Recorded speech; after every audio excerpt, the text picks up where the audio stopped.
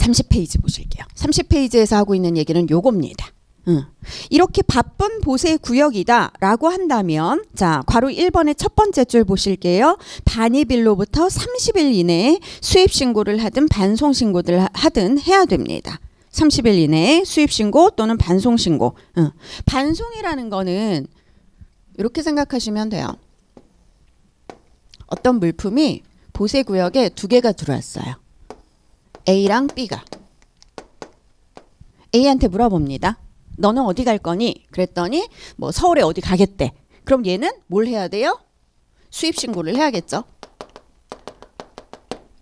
얘한테 물어봤어요. B, 너는 어디 갈 거니? 그랬더니 다시 얘는 외국으로 다시 나가겠대. 중국에서 왔는데 뭐 싱가포르로 나가겠대. 그럼 어떻게 해요? 얘 수입 신고할 필요 없겠죠. 이런 애가 반송이에요. 이런 애가. 그래. 자, 그래서 어쨌든 창고에서 빨리 나가려면 수입신고든 반송신고든 해야 빨리 나갈 수가 있겠죠. 그러니까 30일 안에 수입신고든 반송신고든 하라는 겁니다. 자, 여기서 중요한 거는 이걸 안 했을 때예요. 괄호 2번입니다. 얘를 만약에 30일 이내에 수입신고를 해야 되는 보세 구역인데 30일 이내에 수입신고를 안 했다. 혹은 안 했다는 거는 늦어졌다는 거겠죠. 수입신고가 늦어졌다. 이 수입신고가 지연됐다.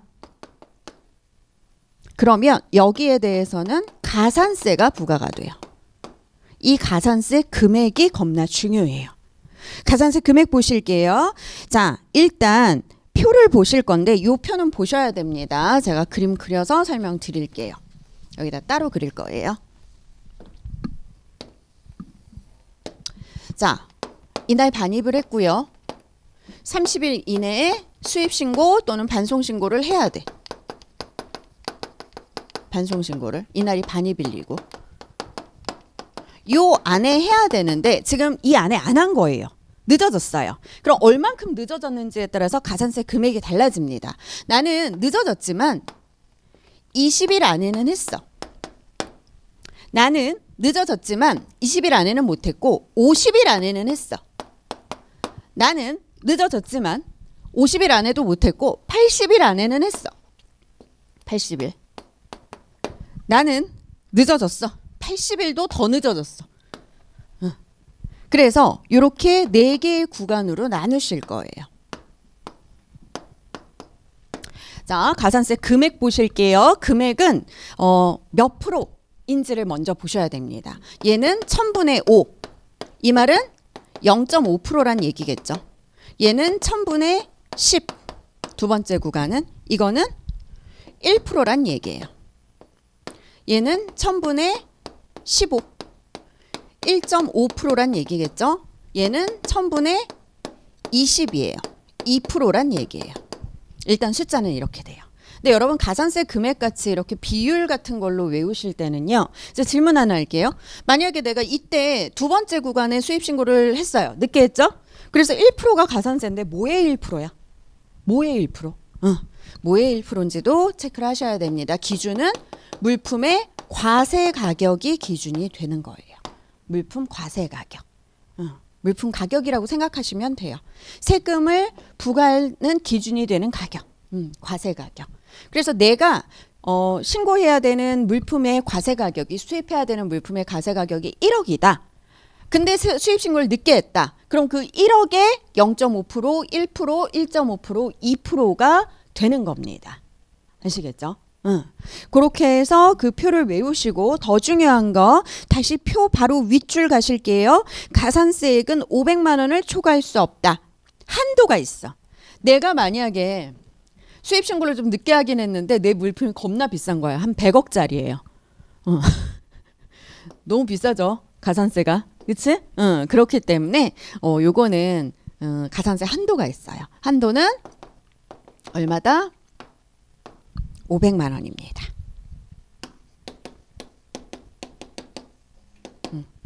그렇죠. 요거는 좀 외워주셔야 돼요. 이 가산세는 굉장히 중요한 가산세고요.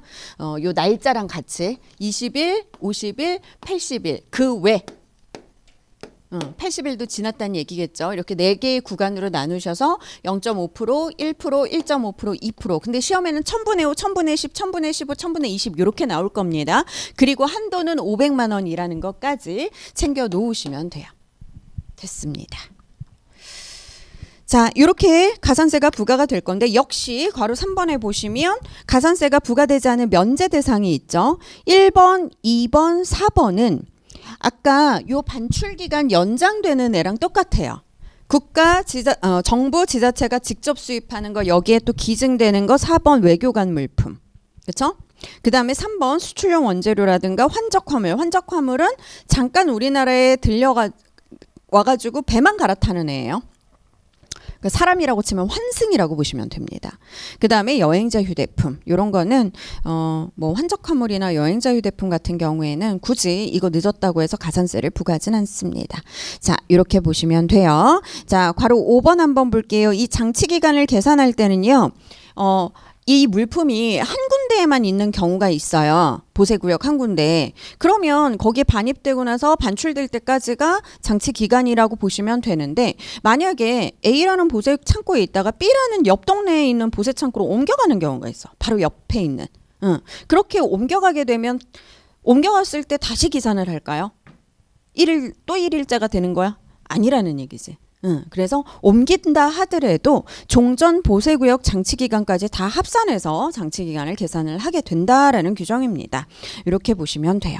그래서 이 부분에서 제일 중요한 거는 요 그림과 그 다음에 요거를 늦게 했을 때 가산세 요거 여러분이 그릴 수 있으면 됩니다. 그러면 이해가 다 되신 거예요. 됐습니다. 자, 넘어가실게요.